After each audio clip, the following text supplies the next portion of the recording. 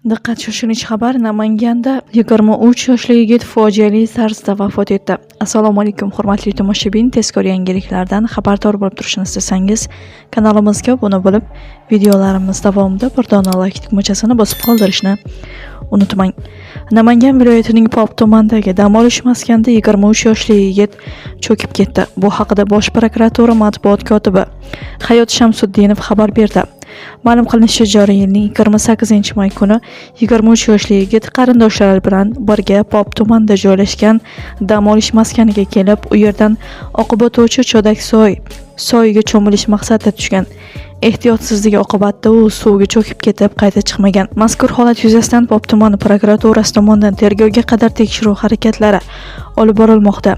Tekshiruv doirasida tuman favqulodda vaziyatlar bo'limining qutqaruvchilari jalb etilgan holda suvga cho'kib ketgan yigitning qidirib topish ishlari amalga oshirilmoqda, deyiladi xabarda.